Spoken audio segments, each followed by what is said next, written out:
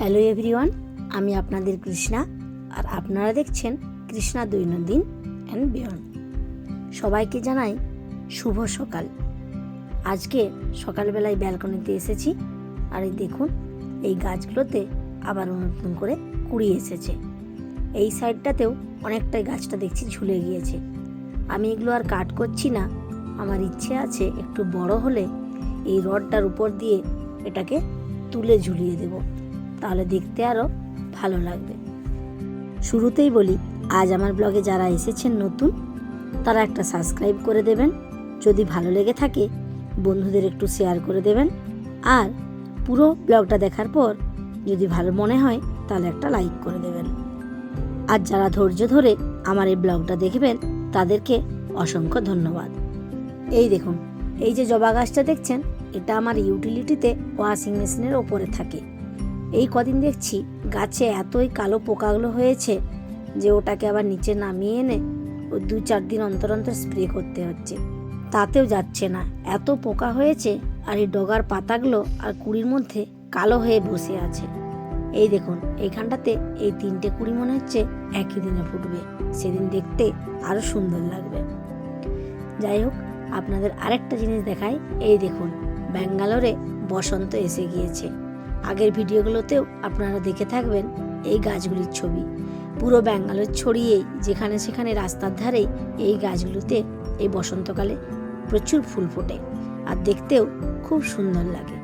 আর এর পাশেই এই দেখেছেন, এই যে জায়গাটা দেখতে পাচ্ছেন ফাঁকা জায়গাটা, এখানটাতে নাকি একটা এসএনএনের বড় অ্যাপার্টমেন্ট হবে, শুনছি নাকি 35 তলা হবে।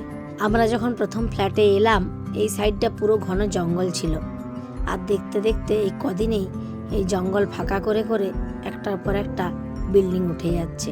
এই যে জায়গাটা দেখছেন, এটাও দেখছি শুরু হয়ে গেছে কাজ করা। যেভাবে জঙ্গলটা সাফা হচ্ছে দেখে মনে হচ্ছে আর কিছুদিন পর সুন্দর ময়ূরের ডাক শুনতে পাবো না। আজ সন্ধেবেলায় বেরিয়েছি একটু অন্যরকম খাবার খেতে। সন্ধে ঠিক নয়, এখন প্রায় 8টা সাড়ে 8টা বেজে গিয়েছে, ডিনার করতে বেরিয়েছি। আজকে যাওয়া হচ্ছে মান্নাতা টেক পার্কের কাছে একটা জাপানি রেস্টুরেন্টে।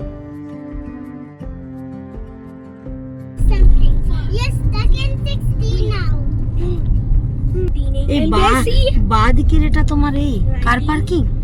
তোমাদের কার পার্কিং? আন্টি,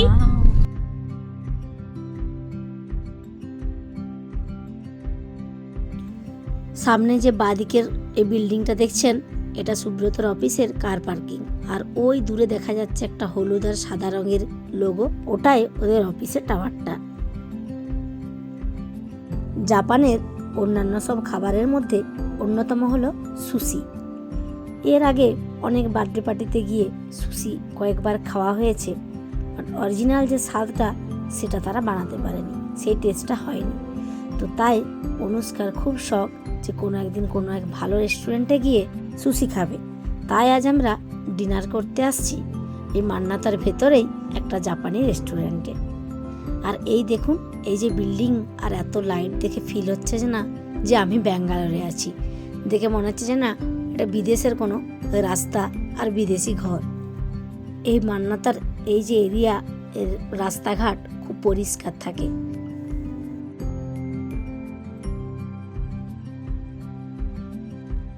আজ আমরা যাচ্ছি, আর ওই সামনে যে গাড়িটা দেখছেন ওটা আছে বিশুদার ফ্যামিলি। তো আমরা দুজন মিলে ঠিক করেছিলাম যে এখানে আজকে ডিনার করতে আসব। অনেক দিন আগে আমি যখন একবার আমার পুরানো বাড়ি থেকে ফ্ল্যাটে যাচ্ছিলাম সন্ধেবেলায়, ঠিক এই রাস্তাটা দিয়েই গিয়েছিলাম জানেন, এর থেকে একটু দূরে একটা রাস্তায়। তো ওই দূর থেকে এই যে দেওয়ালে দেওয়ালে লাইটগুলো দেওয়া আছে উপরে, দেখতে এতটাই সুন্দর লাগছিল, কখনো ভাবিনি ওই জায়গাতেই আমি আবার আসব। এখন আমরা প্রায় কাছাকাছি চলে এসেছি, আর এটা দিয়েই কার পার্কিং।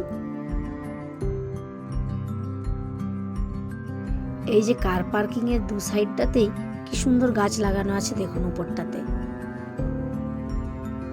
চলুন এবার কার পার্ক করে দিয়েই আমরা যাব লিফট দিয়ে উপরে। আর এই রেস্টুরেন্টে আমরা এবার প্রথম এলাম। চারিদিকটাই দেখুন পুরো আলোয় ভর্তি আর সুন্দরভাবে সবকিছু সাজানো আছে। আজ যেহেতু উইকডে, তাই রেস্টুরেন্টগুলো অনেকটাই ফাঁকা ফাঁকা। চলুন এবার আপনাদের একটা জিনিস দেখাই। এই দেখুন, এখানে একটা কত বড় টগর গাছ, তাতে আবার ফুলও ফুটে আছে। আর দেখুন তার টব, এটা টব নয়, প্লাস্টিকের মধ্যেই এই গাছটা হয়েছে। মানে দেখার জিনিস কি, এইটুকু একটু মাটির মধ্যেই কত বড় গাছ, তাতে আবার ফুল। আর এই হচ্ছে রেস্টুরেন্টটা। প্রথমে যে উপরের ফুলগুলো দেখছেন, এগুলো ভেবেছিলাম অরিজিনাল।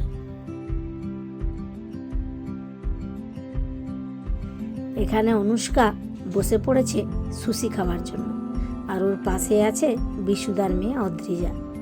দুজনেই এখন রেডি হচ্ছে চপস্টিক্স নিয়ে কিভাবে খাবে। অনুষ্কার অবশ্য প্র্যাকটিস আছে, ও বাড়িতে নুডলস হলে চপস্টিক্স নিয়ে খায়। আমি পারি না খেতে, জানেন। একদিন ভাবছি ট্রাই করে দেখব। আর এই দেখুন মেনু কার্ড, এখানে জাপান ভাষায় লেখা আছে। এগুলো তো মাথা মুন্ডু কিছুই বুঝবো না, ওই জন্য পাশে ইংরেজি দেওয়া আছে।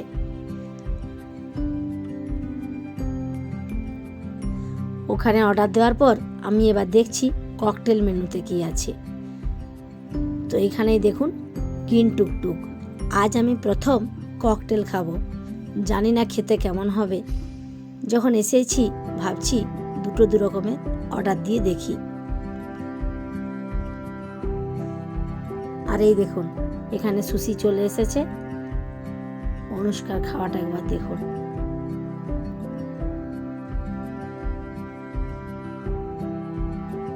চলুন, ওর খাওয়া হতে হতে আমাদের খাবার এখনো আসেনি, তাই আপনাদের একটু ছোট্ট করে রেস্টুরেন্টটা ঘুরিয়ে দেখিনি। এই যে একটু আগে বললাম না, ছোট ছোট লাইটগুলো দেওয়ালের মধ্যে জ্বলছে, দূর থেকে দেখতে না আরো সুন্দর লাগে। আর এই যে গোল সবুজ মতো দেখতে পাচ্ছেন একটা, অন্ধকার বলে ভালো বোঝা যাচ্ছে না, ওটাও পুরোটাই ছোট ছোট গাছে ভর্তি।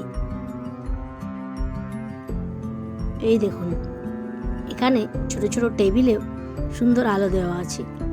আর এই পুরো রেস্টুরেন্টটাই হয়েছে আপনার জাপানি থিমে।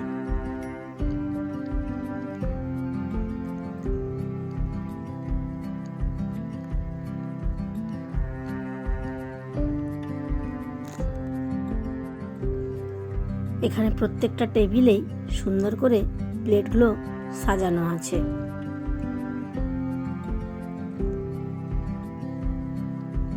চলুন এবার একটু গিয়ে দেখি তারা কিভাবে খাবারগুলো বানাচ্ছে। এখানটাতে মনে হয় মোমো হচ্ছে, আর এই যে এইখানে বানানো হচ্ছে সুশি। এটা আমরাই অর্ডার দিয়েছি, এটা বানানো হয়ে গেছে, এখন ডেকোরেশন করছে।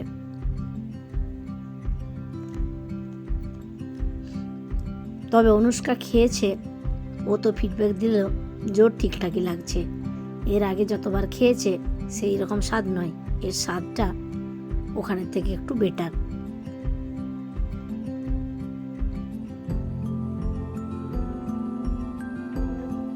এই উপরে দেখুন সব জাপানি নাম দেওয়া আছে, পাশে ইংরেজিতেও লিখে দেওয়া আছে যাতে আমরা বুঝতে পারি। আর এই জায়গাটা তো আমার ব্যাপক লেগেছে। এইখানটায় দেখুন কত বড় একটা টবে এইটুকু একটা গাছ। এখানটাতে মনে হয় কোনো স্যুপ বানাচ্ছে। এই রেস্টুরেন্টের প্রতিটা কোণায়, প্রতিটা জায়গায় আপনি ভালো করে লক্ষ্য করলেই আপনার ফিল হবে যেন আপনি জাপানে আছেন। মানে জাপানের কোনো রেস্টুরেন্টে মনেই হচ্ছে না এখন আমি ব্যাঙ্গালোরে। চলুন এবার আমরাও খাবার শুরু করে দিই। এই যে অনুষ্কা অলরেডি তার সুশি খাওয়া হয়ে গেছে, এবারে সে শুরু করে দিয়েছে মোমো, সাথে আরেকটা চিকেনের আইটেম কিছু নিয়েছে, সেটা খাচ্ছে। আজকে ওকে বলেছিলাম তোর যা যা পছন্দ তুই সেইগুলোই বল, সেগুলোই অর্ডার করা হবে। আর এখানে আরেকটা আইটেম দিয়েছে, ওটা হচ্ছে আপনার ওই সুইট কর্ন বল টাইপের। ওরে মিষ্টি তো তুলেই যাচ্ছে, তুই খেতে পারবি? শেষ কর বাবা, তারপর নিস। You like this? এদিকে অদ্রিত শুরু করে দিয়েছে কর্নবল দিয়ে। আর এই দেখুন, এটা এক রকমের ককটেল। আর এবার এসেছে আমাদের সুশি। দাঁড়াও,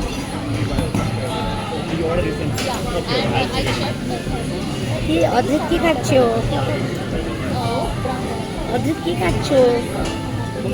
কি খাচ্ছ বলো, কি খাচ্ছ বলো। Tell me please, what are you eating? Sushi.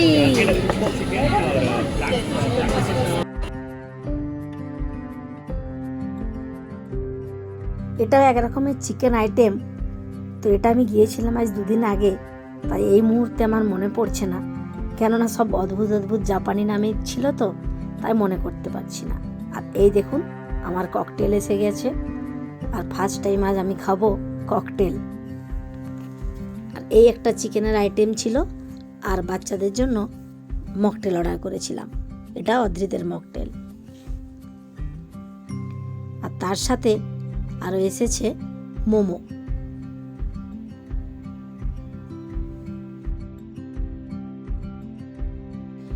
আজ অনুষ্কা মন ভরে সুশি খাচ্ছে। মোমো আর ওই আপনার পপকর্ন বল এগুলো তো খেয়েছি একটু আগে। আর সবার আগে শুরু করেছিল সুশি দিয়ে। এবার একটু স্পাইসি সুশি অর্ডার করেছিলাম, তো ওর বেশ ঝাল লেগেছে এটা খেয়ে।